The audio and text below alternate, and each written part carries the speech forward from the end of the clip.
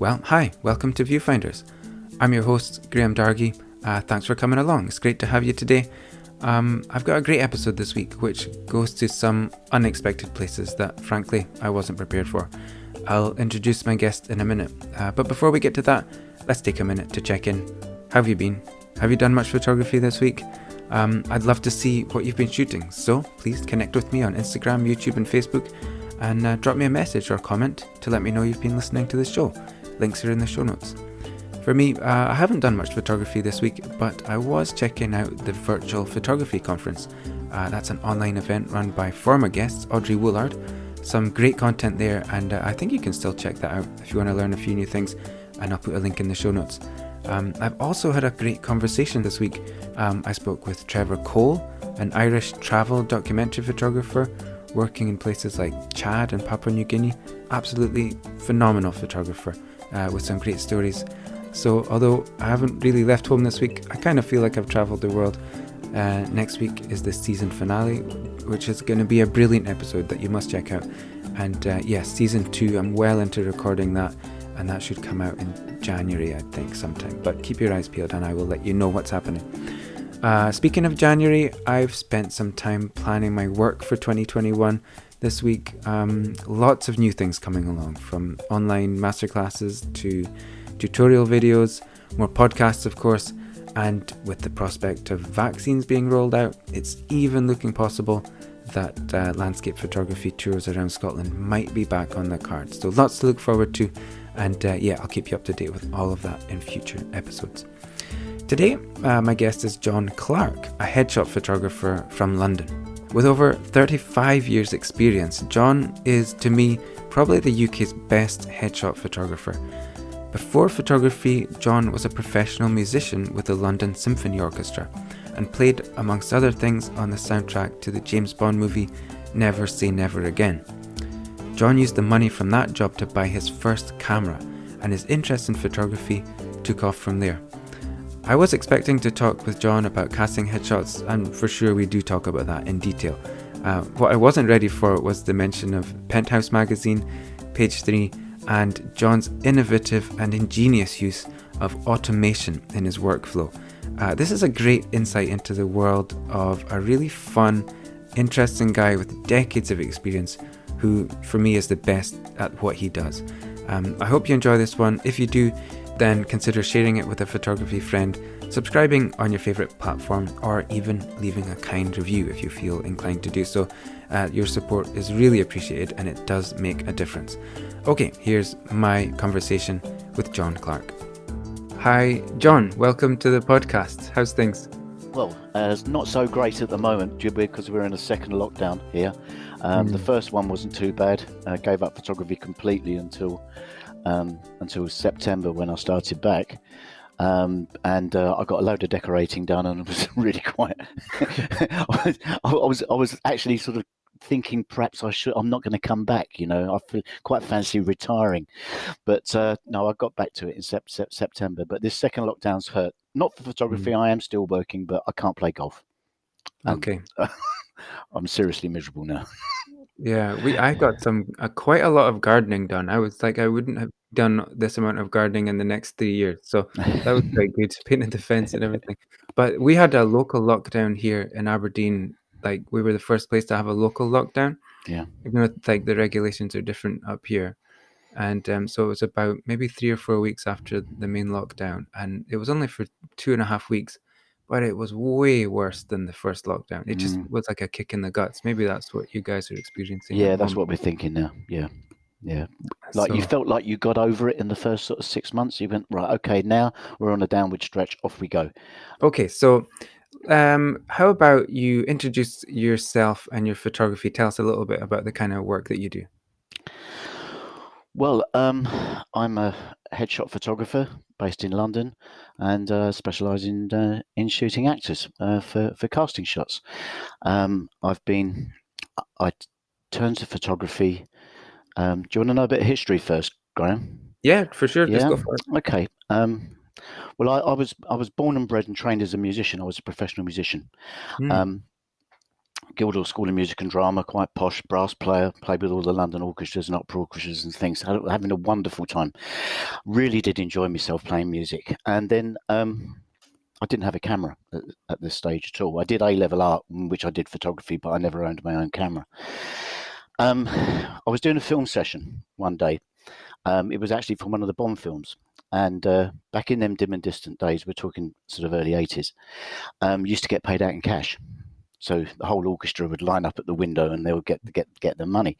And it was a lot of money back in them days. And brass players being brass players, we had all this money in our pocket. So we went down the pub and got absolutely hammered. And I fell out of this pub and I fell into a camera shop called D&G Leisure Centres in Edgware Road. I'll never forget this. I had a yellow sign. And with the money that I had on me, I bought a camera, a Canon AE1. A 70 to 210s. No, I didn't buy the lens at the time, and a box to put it in. And I woke up in the morning with this camera on the bed with no money left in my pocket. And I'm going, what have I done? What have I done? So, so at the very beginning, you take pictures of, squirrels in the park and your girlfriend with not too many clothes on and stuff, all the things you start off doing, when you got a camera. And then, I was still, obviously, I hadn't started thinking professionally yet. Then I had a chance meeting with a mate of mine who had a little small design studio in Hackney. And I was thinking, well, what do I like taking pictures of? And it looked like I loved taking pictures of heads. I enjoyed faces. And I thought, well, I was still quite a young lad there. Let's take pictures of girls' faces. Why not? So I started doing a bit of practice doing beauty work in this little design studio, and got a friend of mine who's a makeup artist who I still know, and started approaching London model agencies to do some test work. And to my absolute surprise, they started sending me girls. I mean, obviously, you couldn't charge at that stage. You were basically doing it for practice. But eventually, I started shooting quite a lot of girls and started charging. And I was still working as a musician still, but I was still getting busier and busier. So I moved out of that little tiny studio and moved into a shared studio in Clerkenwell Road. And so I had my own desk and a phone, and you could hire the studio as and when. And then started shooting beauty for most of the advertising, editorial, model agencies out there in London to send me their girls. And I was very busy. I was probably shooting, between 5 to 7 beauty shots a day with hair and makeup. And it was great fun. Obviously, I was working with girls, which was great fun for me. But also, I never really found the task very difficult. When you as yourself as a photographer, you know what you're good at. And it's not. I mean, okay, you have to work at it. Obviously, you have to work at it, but it becomes like an extension of your mind and your hands and the way that you use the camera and stuff like that. So I never found it particularly difficult. But then I was sitting next to the desk one day, and we're talking early, sort of 1986-ish, 87, something like that. And I was still working as a musician. And the phone goes, and I picked up the phone. I said, hello. He said, is Andy Johnson there? I went, no, Andy Johnson hasn't been on his phone for at least a year and a half. He said, you're a photographer? I went, yeah, of course, yeah, I'm a photographer. He said, free Thursday? I went, yeah, all right. Oh, yeah, I'm free Thursday. What is it? He said, oh, it's nothing much, mate. He said, it's for an audio-visual presentation. It's fronts of buildings in London. So if you're free Thursday, you go around, shoot these buildings for this audio-visual presentation. And that's it. I went, yeah, I can do that. I said, how much? I had no idea at all how much to charge. And he went, I'm sorry, mate. He said, it's only worth 250 quid for the day, plus your expenses. That following week, I was working with the London Symphony Orchestra playing a piece called The Planets, of which I've got a very important solos in that particular piece, in front of 3,000 people at the festival hall, with a morning rehearsal and evening show at the top of my tree. The day rate was 70 quid. And this fella is apologising for £250 for the day. He doesn't even know I own a camera, let alone whether I could take a picture. So it was at that point I thought, okay, I think I'm going to have a real go at this as a professional photographer. I still absolutely loved my music, but because of the instrument I was playing and so on, it was, which has got a limited repertoire, I was never ever going to be super busy. And I was never going to be employed by a symphony orchestra or anything, simply because of the instrument that I was on. So I would have to supplement it with doing quite a bit of teaching. I was teaching at Guildhall at the time as well. So I thought, well, okay, this is my next career move. It might take me another 5, 6, 7 years to change over, but this is what I'm going to do. So, and that's it. And I gave up playing in 1990 and gave up teaching in 94, and have been a full-time photographer since then. It's a great story. Obviously, I'm curious to know what your instrument is. I've played the euphonium, which is like a small tuba, and also another strange hooter called the bass trumpet. Okay, which is like a trumpet, but it's just bigger and lower. Cool. It's really good. So, if you're doing soundtracks and things like that, like you say, you're really at the top of that field. So, but that in terms of being a musician, I guess there's quite limited opportunities for that kind of orchestral kind of music. Yeah, basically the euphonium is a brass band instrument that occasionally gets used in orchestral pieces and so on. And I didn't want to be a full-time brass bander. I mean, I could have done. I could have gone up north and played, but no, I didn't particularly fancy that at all. So when you're watching James Bond, you can hear your bit in the soundtrack, or no, because we were probably drunk before we even started recording that. It was the Sean Connery comeback one. I seem to remember. There was that one. Yeah, we know all about Sean Connery up here, obviously. Obviously, yes. He's one of our God heroes. rest him. But, I know. Okay, so we're talking about sort of 80s into 90s, the time period that you've described. Okay, let me try and just find the best way of coming at this, because you were talking about photographing models, and when did that transition into casting headshots at some point, or is there like a crossover there? Yeah, it did. I was very busy shooting beauty, and I literally was testing all the time. I didn't take the portfolio out very often around magazines. I wasn't particularly interested in that, and shooting advertising. I wasn't good enough. I knew I wasn't good enough for that. So it was not an area I particularly wanted to get into. And I was shooting 7 beauty shots a day, so I didn't need to. Penthouse picked me up, and I shot some glamour covers for them, because I used to shoot all the page 3 girls as well. Apart from Linda Lusardi and Sam Fox, I think I shot everyone. And they come in, and they come in for their beauty shot for the front of their model card, and the head shoot for the agency. So when Penthouse, in order to increase circulation, because then you were getting a little bit more porn coming in onto the internet and stuff like that, and they decided that they wanted to shoot some of the page 3 girls as sets for Penthouse, right? But the page 3 girls wouldn't trust the photographers that they were using, just in case they weren't allowed to show any of the bits downstairs and stuff like that. It was only boobs.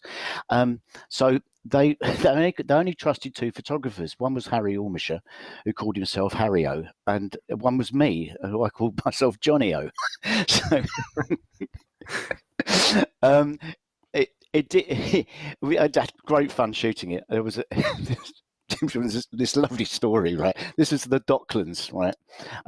London Docklands, right at the very beginning. They were building it. And I was shooting this girl called Carrie Austin. Might have got the first name wrong. The last name was definitely Austin. Absolute beauty. And we were 6 o'clock in the morning at the Docklands, down by one of the quays. I had a makeup artist, a hairdresser, me on a long lens, and her dressed in leather at about sort of 30 yards, 40 yards away from me. Beautiful day. And she was taking bits of her clothes off as I was shooting. Anyway, I get this tap on the shoulder. And I looked up, and there's this little Irish guy peering over my shoulder. And he said, "Excuse me, sir." He said, "How long are you going to be here for?" And I went, "Well, I don't know, probably about another 20 minutes. He says, "Good." He says, "Because I've got a coach load of Irish navvies round the corner there, and we're going to be erecting a crane here, and I'll never get the fuckers working if you're here." 6 o'clock in the morning, you couldn't make it up, could you? No.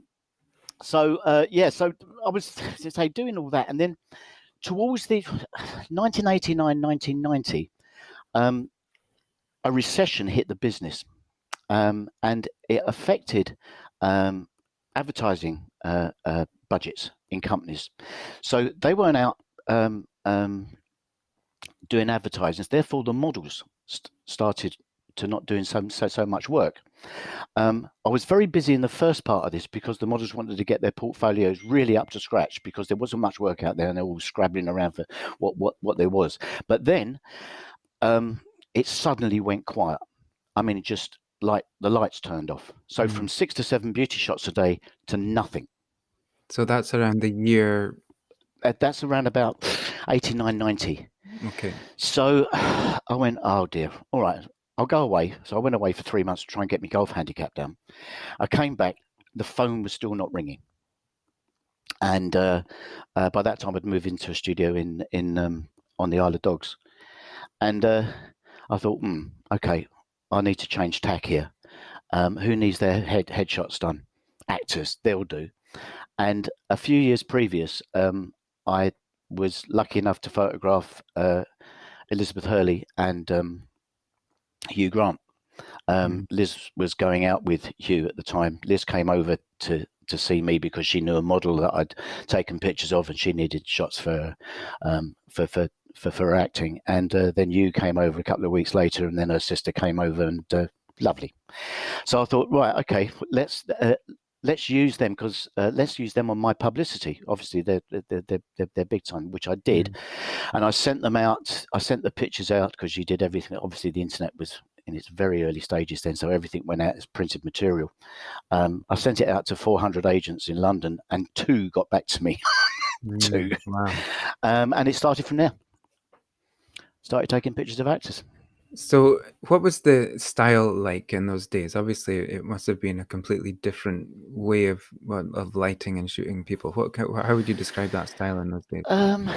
Well, go back one stage, right? I've always, my photography has never really been about art as such. You know, I'm not an artist. I'm more of a service provider. And a half decent one, but I don't really regard it as art. So I'm more interested in making a decent living out of it. So the way that I saw headshots for actors was that if I could turn over a lot of actors, then I turn over quite a lot of money. If I'm really busy as a photographer, I don't even have to do my own printing. I can get somebody in to do the printing for me because I would be doing all the darkroom work as well at that time. So we at the beginning, I didn't really start shooting actors. I got into shooting film extras, and there was some very big agencies with lots and lots of clients in there. And in those days, unlike now, those days they used to get photographers to shoot their headshot and a full length shot. Nowadays, it's done in house with those agencies. So I got myself in a position where I was shooting 10 of these film extras a day. They all required prints. Nothing was done on the internet at the time, and they all required repros. So they need 25 of this headshot, 25 of that headshot. So I had to employ somebody in the darkroom. In fact, ended up with 3 people in my dark room just on the repro side alone, and which left me clear for shooting. I then got into because in those days all those extra agencies, they all produced books with all their clients in. So I thought, well, perhaps I could do that as well. Perhaps we could, see if we could incorporate that. So bought myself a copy of Quark Express, which was the software you used back in them days, and learned how to use that, automated a few of the processes, and undercut some of the other printers, and started producing books. It was very hard work, for sure. Some of these books would run to 250, 300 pages with 4 or 5 actors on the page. But it was good fun while it lasted. I then, during that time, because I was looking for volume, I started shooting quite a lot of kids. This is in the early 90s, and I got picked up by Sylvia Young Theatre School, which was the most famous theatre school in the country, and got in there to shoot all their full timers, of which they had about 110. So I'd spend a week in there shooting all their kids, or 3 or 4 days in there shooting their kids, and they demanded lots of repros, and of course I could handle that because I had my own darkroom and so on. And from there, a year or two after that, I got involved in a theatre school franchise called Stagecoach. At the time, Stagecoach had, I think, was about 60 franchises, and they had some truly awful pictures being taken at the time, and which they simply were not up to the standard of the stuff that other agencies were producing, obviously including Sylvia Young. And I came on board on that, and had to. I was taking pictures. I was doing some of the pictures, but then I was having to employ other photographers to come and shoot the other schools. And we were still shooting on film at that time. So high volume. High volume photography, I suppose you could call it at that point, and with the books as well. It was tough. It was hard work, but it was pretty lucrative back then. And then digital came along. I was the first headshot photographer, so one of the first photographers to start working digitally, apart from the sports boys. I started in 1998 with a Canon D2000. I think it was sensor was fantastic. It was 3 megapixels, but it was just about good enough to shoot a headshot. It was like working with, if you've worked with film, Graham, it was like working with Tri-X at 800 ASA. Yeah, push to stop. Yeah, it was about that sort of grainy. So you could get away with it, as a print. Probably can cost you £10,000 for the camera as well. It cost £4,500 for the first camera.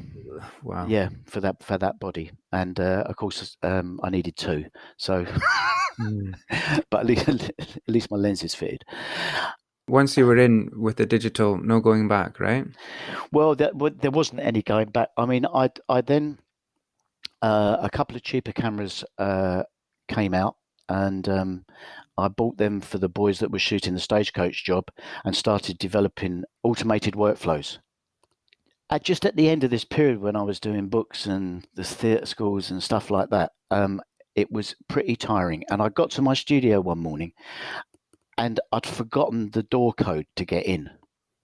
I just couldn't remember it. And I remember standing there going, something's got to change now. I've had enough of this. I'll tell you what I'm going to do. I'm going to bin all the books, because all the other printers were trying to undercut the prices, so you end up almost doing it for nothing.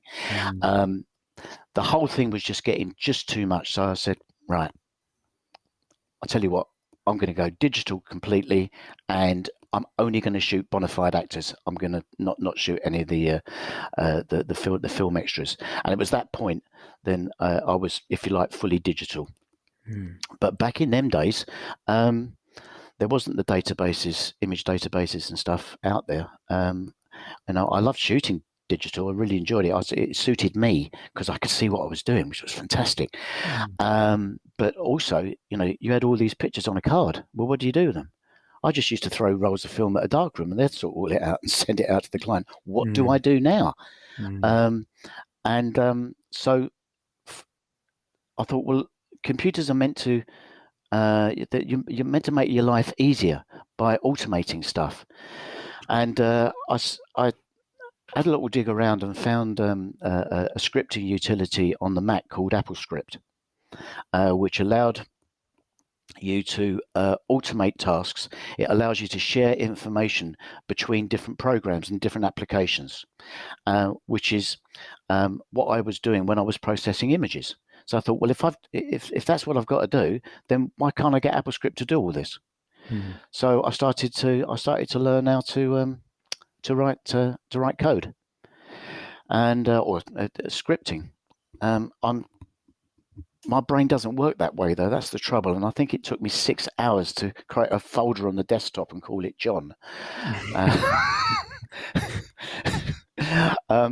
But eventually got my head around it, and I'm still using much more modified processes, but I'm still using those today. And they also control all the big theatre school jobs as well. So my whole workflow is automated from private clients, or if I've got 4 photographers in Manchester shooting 300 kids, all the processes are automated. I'm just pressing buttons at the end of it. Okay. So it doesn't matter, for me, my business is scalable. So you can throw 1 client at me, that's fine. You can throw 500 clients at me, that's fine as well. No problem. Everything gets done. So just to dig into that, at what point does automation kick in? When the image comes into the computer, or what's happening there? Okay, let me walk you through what I do and how I do. Because by shooting just a normal client, it's the same basis as pretty much shooting all the big theatre schools and stuff. I've always worked directly off the card, right from the very beginning. So I don't bother to load things on hard drives as yet. So I shoot, I look at the stuff directly from the card. I use a piece of software which I've used forever, and I've just forgotten the name of it. Photo Mechanic. Do you know Photo Mechanic? I know of it. Yeah, I don't know if I know exactly what it is. Okay, it was developed for American sports photographers right at the very beginning, back in 1997 or something like that, 96. It's the quickest browser you'll ever see. I mean, it's raw files and everything. Just put it in, it just goes ding, and they're up. So you don't waste any time with loading whatsoever. I look at the pictures I've shot for that for the first 20 minutes of the session or 15 minutes of the session. We have a look. Me and the client will have a look, and I choose pictures there and then to keep, and then I bin the others. So I don't keep the whole shoot. There's no need. There's a lot of repeats and stuff, eyes closed and all that business. So I will then carry on shooting the client. We'll do another couple of mini sessions like that until we have what's going to go on their contact sheet. Now that's on the card at the moment. Yeah.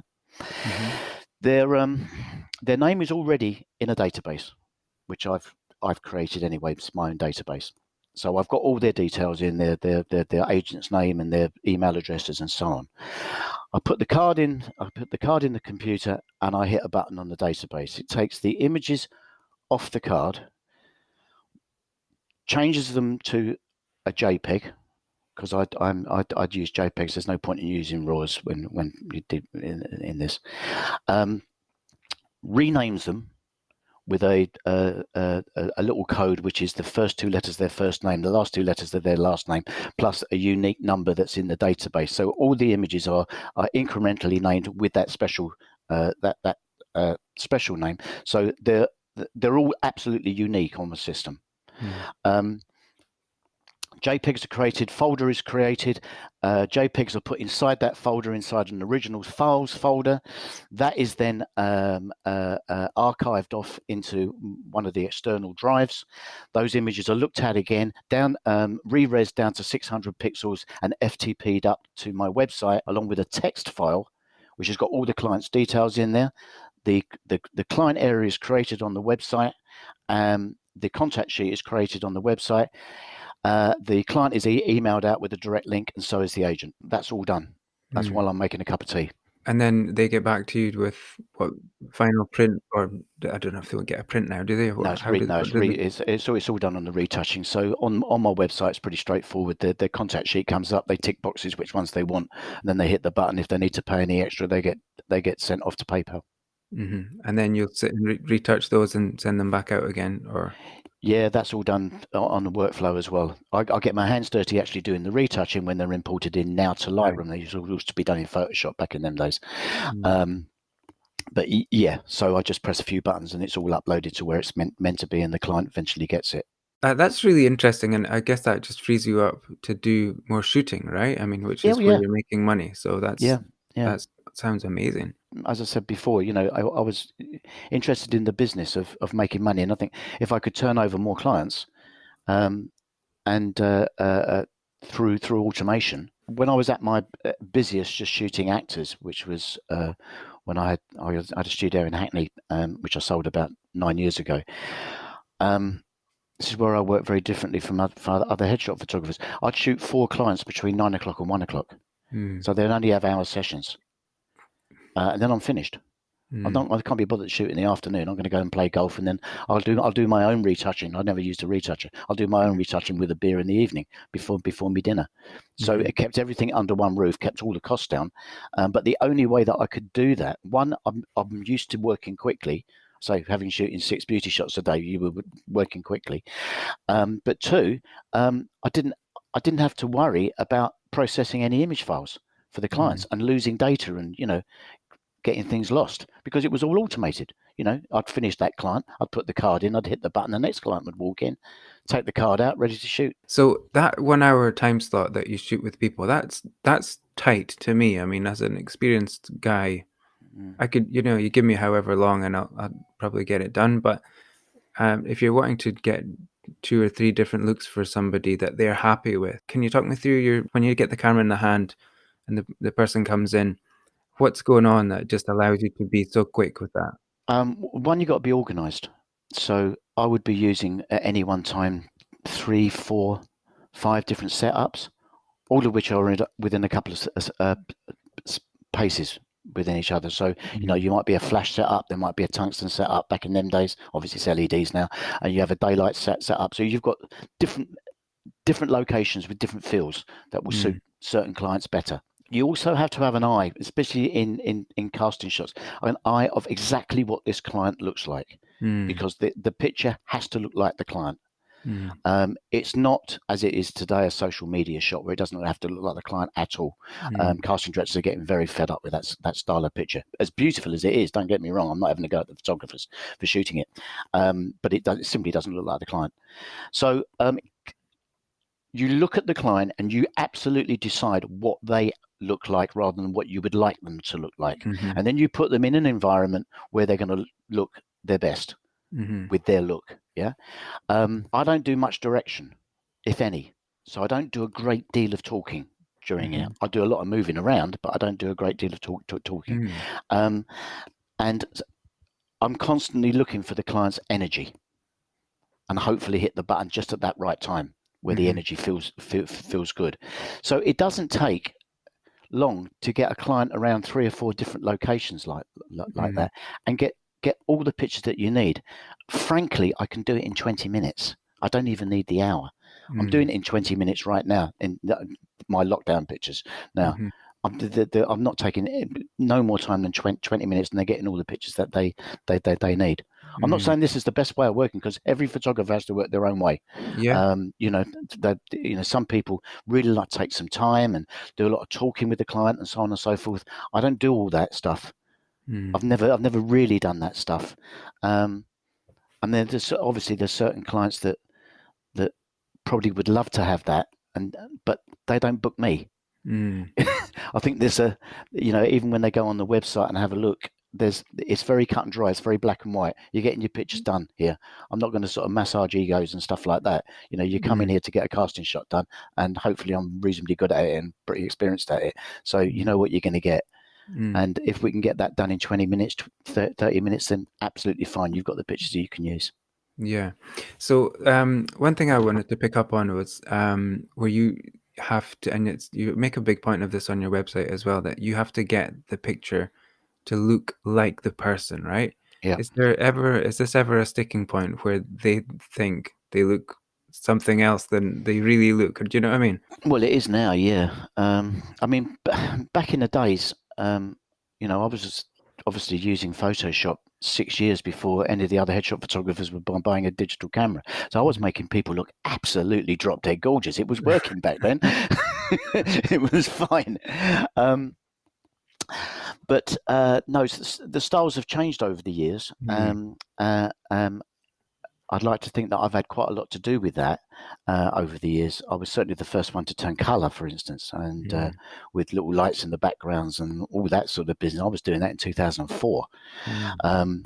So I'd like to think that I've moved sort of headshot photography along a bit, but now we've hit a point over the last sort of 7 or 8 years where there's the selfie and the social media's style has really kicked in.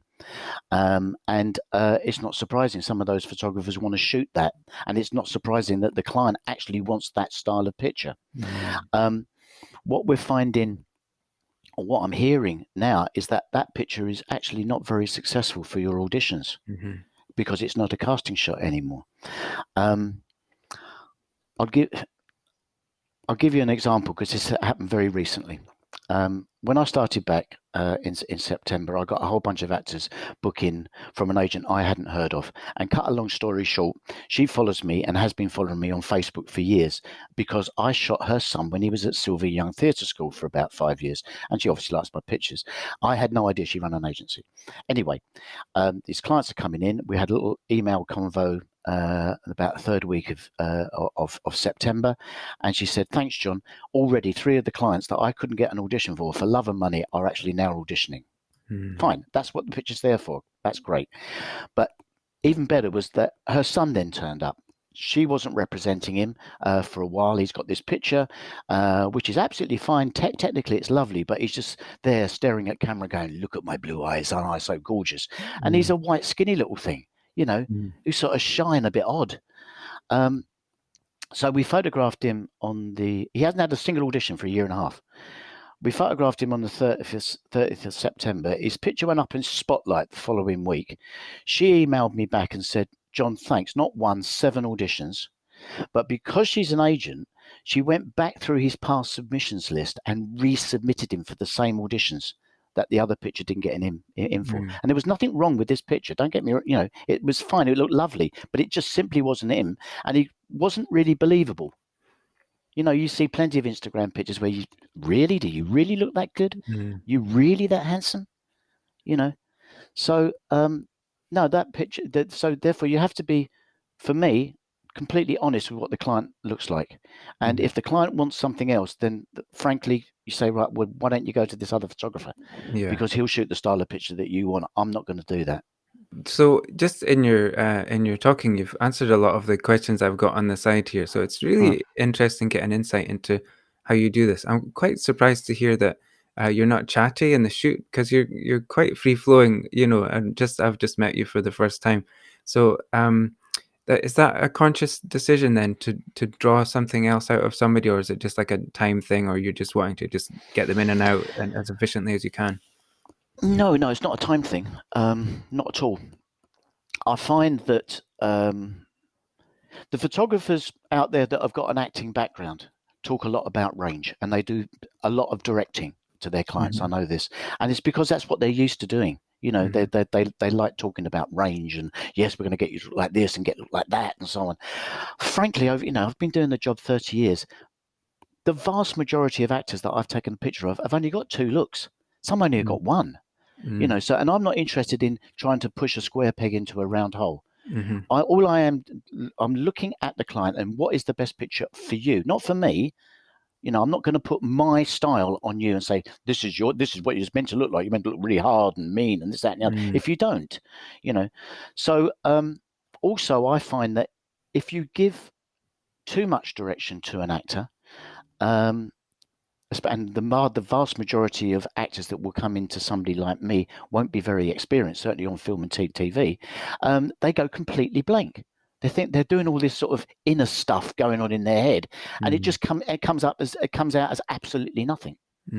So, though it's not been a conscious effort on me, I think the way that I work, and it might be just like I'm taking pictures of you, Graham, right? So I'm going, okay, look into camera here. Just turn your head a little bit right, turn a bit left. Yeah, okay, I'm going to come on this side. Fine. I'm doing that stuff. And then you can actually start, if you're concentrating, you can start seeing the energy in their eyes and seeing where they're focusing their energy. The client actually thinks they're doing nothing. Until they look at the contact sheet and they realize just sort of what variety they're actually getting, because they're doing all these incredible subtle changes with their with their eyes and their mouth and so on, and the angles that they're being shot at. But yeah, it seems to me then that your work is picking up on that, because obviously Yeah. you're experienced enough. You've got the lighting setups. Maybe you've got them, as you've described, close by, a few different setups that you can go to, start to get a sense for which one is going to be the right look for which person. And I think you must be very observant at picking up on that, just that moment and that angle that's going to be the right look for that person. Would you say that's the work for you? Yeah, I've always worked that way. It was back in the day when it was I was shooting beauty. It was pretty much I was always going to try and get a flirtatious look, a bit of a sexy look going on there. I hated these beauty shots where everything was just really plain and somebody just staring straight into camera. Haven't I got almost beautiful symmetrical eyes, and then I've got a gorgeous nose, but not actually doing anything with it. Yeah. So I always wanted to get this reaction somehow out and get them to feel good about themselves. And I just developed that into shooting actors. But you've got to be completely honest. This is the thing. You have to be honest with the way somebody looks. Again, I'm not massaging anybody's ego. I'm just saying, right, okay, you look like this. And they'll turn around and go, oh, no, I don't. I look like this. No, you don't. Honestly, you don't. Honestly, this is what you look like, and this is how you're going to be cast. So that is such a great insight into what you do, and thanks for sharing that. Let's take a dive into your camera bag, if that's okay. What do you pull out? You reach into the bag, what comes out? Camera and lens combination? I've always used Canon. I wouldn't even know how to use a Nikon. The only other camera I've used is a Fuji. I bought a little Pro, and then I bought a T, mirrorless one, which I used for a while, which was, I absolutely adored. The image quality was just fantastic, but it just wasn't a pro camera. It just didn't feel right. So I've always used Canon. Right now I've got an EOS R, mirrorless one, which does everything for me. Literally does everything for me. I've got completely lazy. It's set up on auto ISO. It's set up on eye recognition, and it's set up on f4 with a 100mm lens. And all I do is point it at the subject and just change the exposure a little bit as depending on the skin tones, and it pretty much nails it all the time. So how well, it sounds like you're enjoying it, but I was just going to ask about the transition from DSLR to the mirrorless camera. Easy for you? No problem? Well, it wasn't the go, because originally I had the Fuji, and I was struggling with the Fuji. I was much happier with the 5D Mark III and 2s that I've had. But I thought, I've got to give it a go, because this looks like the way cameras are going to go. But within a couple of years, this lovely little Fuji body started falling apart in my hands. Literally, bits were peeling off it and stuff. It was tricky to get the focus right, and it was a bit slow, so I was having to change the way that I worked. So I wasn't happy. I did a lot with the camera. I tried to get used to it, but it just didn't feel right. And then I went into London one day, and I just passed parked cameras, and I wasn't going into London to buy a camera at all. And I went past the door and I went, EOS R, yeah, mirrorless. Let's have a look at that, right? And she said she gave it to me. I said, well, just stick a lens on it for me. So she put this 50mm lens on, and I said, just look at me. And I pointed it up to her face and hit the button. It focused straight away, and I went, yeah, okay, I'll have this. This looks like this is going to work for me. And they've improved the the firmware a bit over the past couple of years as well. The eye recognition has got an awful lot better, and yeah, it's absolutely brilliant. I don't touch any controls at all apart from exposure compensation now. No, that's good. And so the 100mm lens, what is that doing for you? Why that lens? Because I need to social distance.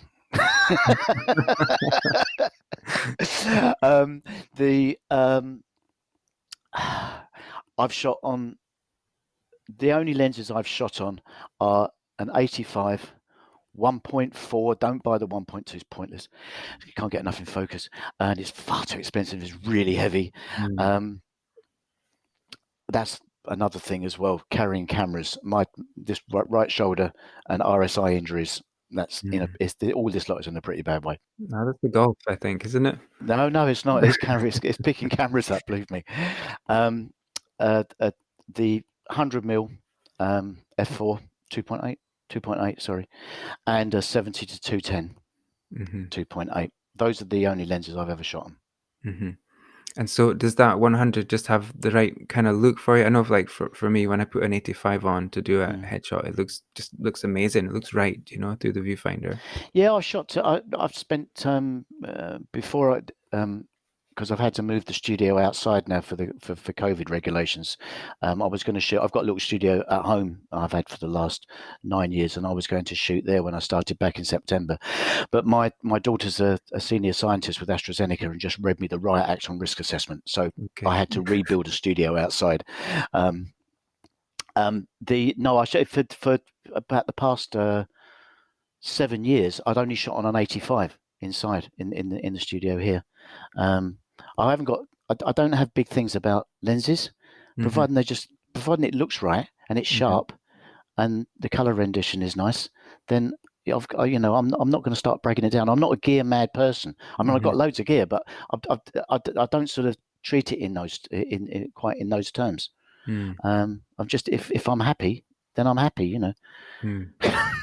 So you're working outdoors now, or your studio's outside. Talk us through your studio. What's you've just rebuilt it. How is it looking? Was it in the house before, or how was it? Well, yeah, no, I was shooting on. I've got a large bedroom at home, and I could shoot on daylight with and supplement that with LEDs.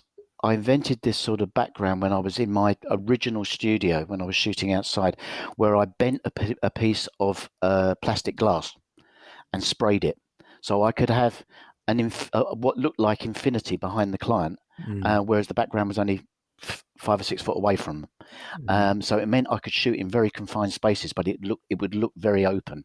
If you look at my even my current pictures in Instagram, for instance, you'll see these are shot in a very confined area, but it doesn't look like it. The studio itself is built around a wooden sort of gazebo thing that I've got in the garden, which is covered in thick plastic. There's a lot of black flags in there, which is the way that I create detail. I do a lot of subtractive lighting rather than additive lighting, and the background is for the most part is this plastic mirror that's been sprayed. That's on wheels that I can move it around, so it will reflect different parts of the garden, and thus will change the background, the feeling of the background. And there's a couple of other sort of canvas type backgrounds that I might throw in as well. So sorry, there's three LEDs in there as well. And so the main lighting on your shots, is it with LED or? No, it's daylight. It's daylight on the person's face, and then the backlighting are the LEDs. Well, it's a bit of a mixture. There's daylight and an LED on the person's face as the main light, right? Sometimes I don't use the LED. If the light's a bit low, I might just pump the LED up a little bit. There's 2 other LEDs behind the left ear and the right ear, which if you're looking at the Instagram, you can see. And then the background, I'll change it as and when. It's just so interesting to hear you describe that, because nobody would have come up with that, It's just something that you've kind of found your way to, and that's now your kind of way of doing it, Yeah, I mean, I sort of invented it for myself when I had my studio in Hackney. When I shot outside, I sort of built this tunnel thing, and the there was sort of reflective glass on the windows of the studio as well, which I was using as backgrounds, and it just developed from there. I know it's a pretty unique way of shooting. Yeah, but it's incredibly effective, and I'm sure someone could spend a lot of time and money on gear to try and replicate that, and just you probably wouldn't be able to get it quite like it because of the mix of different unique things you've got going on there. So kudos. I think that's really interesting. Very creative. Thank you. So I was going to ask you about your kind of, for me, there's, we've probably just already done this really just a moment ago, but there's sort of a signature shot that you have for me. There's a way that you shoot that just kind of sculpts the person's face and shows every angle. Yeah, it's as I said, it's subtractive lighting. So the main light tends to be a soft daylight, but once you start using now most other photographers then will have this standard beauty lighting setup, but with daylight. Okay, so you've got a light just above your forehead at roughly 45 degrees ish, and then you put a big reflector underneath it. There you've got your standard beauty lights set up there. Yeah. What I do, I've got the daylight hitting the head. I've got the reflector sometimes underneath, not all the time, but sometimes underneath it. But then I throwing in a lot of black flags. And they can be pretty close into the head, which cuts down the amount of light and starts giving some modeling and chiseling around cheekbones and stuff, and gets that sense of realism, if you like, from the picture. So they can end up just being quite boxed in and quite a tight little spot there between the flags in the background and the reflector and stuff. Yeah, I mean, there's no more on the pictures that you're seeing now. There is no more than 6 feet between them and the background, and there's no more than probably 1.5 foot either side, perhaps 2 foot either side of their head, and that could get smaller and smaller depending on how much I'm cutting the lighting down. That's good to hear. I used to have a studio for a couple of years, and it was a really big space, and I always ended up shooting these little in these little boxes that I created, like we're just talking about. And I thought maybe it's because I'm used to working in location, and when you go in an office, you may or may not know this, they always give you like a tiny pokey little meeting room to work in. And I thought I just had brought that with me into the studio, which was like 10 meters by 10 meters. And but maybe that's just I was doing it right the whole time. Anyway, okay, right. Quick fire round here. You ready for this? Go on then. Okay, wide angle or telephoto? Telephoto. Head or heart? Ooh, heart. Okay. I thought with all your thinking about automation, you might be head, but good to know. Okay, Beatles or Rolling Stones? Beatles. Okay, what was the last great book, movie, series, or album you experienced? Oh, blimey, Snarky Puppy. Trying to remember the name. I've forgotten the name of it. You got me there. Is that the band or? There's the band. Yeah. Hold on, I'm going to find it because that's going to really annoy me. We Like It Here. Okay, so what kind of thing is it? It's a group of, well, it started off as a group of session musicians in America, run by a fellow called Michael League, who's a bass player, and then he's just added to this band loads and loads of different styles going on. It's difficult to explain it, to be honest with you, but it just appeals to my musician's heart. I turned up to one of their live dates when they were over here at Hammersmith Odeon, and the age range of the audience was from 18 to 80. And I just saw loads of old orchestral musicians I used to know back then, all in the audience, all just having to listen to these boys because they're just off the chart players. Brilliant. Okay, Snarky Puppy. I'll put the link in the show notes. Okay, would you use an expensive lens cloth or just the corner of your shirt? Corner of my shirt. I'm with you. Not to say I don't have expensive lens cloths, but they never find their way out of my pocket. Okay, what's a weird thing I could find in your camera bag or in your studio? Weird thing? Oh, I haven't got any weird things. Everybody's got a weird thing. I use lots of strange stuff. I mean, that's just not related to camera gear at all. I use this sort of this silver foil stuff that you use in building for reflectors, for Mhm. instance. I bodge a load of stuff, weird stuff, but not nothing too weird. It's just different. Sorry, being boring on that one. No, I think that's pretty good if it's like insulation panel or something for a Yeah, reflector. things like that. Yeah. That's brilliant. But that just adds into the uniqueness of your look, doesn't it? Because nobody's going to really repeat that with a Lastilite reflector. No, it does give a different feel, that's for sure. Mm. Yeah, I mean, obviously, you'd be using tin foil and other bits and pieces. I've used all kinds of stuff in the past. I mean, it's just whatever works, really. Do you have a favorite photographer right now? Rankin, I absolutely admire. I think he's an incredibly hard worker, and he's an absolute natural. Got a lot of respect for that man. There's a lot of different stuff that he can do. I think it's amazing. Which part of London are you from? I'm from East London. I'm reading David Bailey's book just now, and he's talking a lot about the East End and so on. Is that your neck of the woods, or? Yeah, it was my neck of the woods. You wouldn't recognise it now. When I was a kid, it was a very, very different place.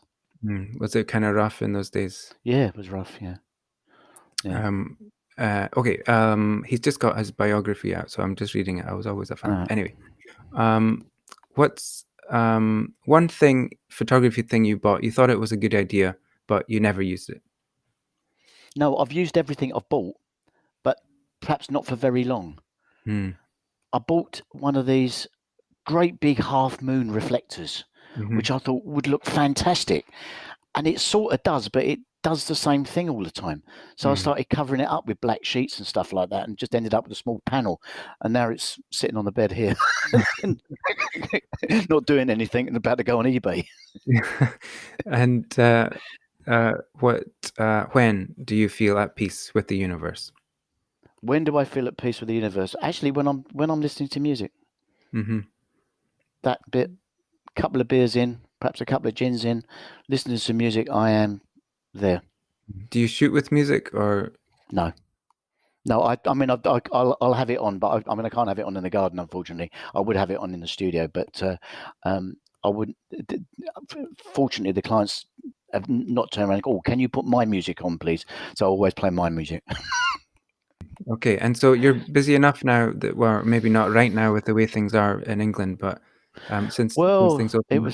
It was strange because I thought perhaps I wouldn't come back, and I thought, well, perhaps I need some. I'm going to still hang on to the big theatre school jobs I do. I mean, I do some, Pauline Quirk, which shoot 3,500 kids in 10 workshops with sort of half a dozen photographers.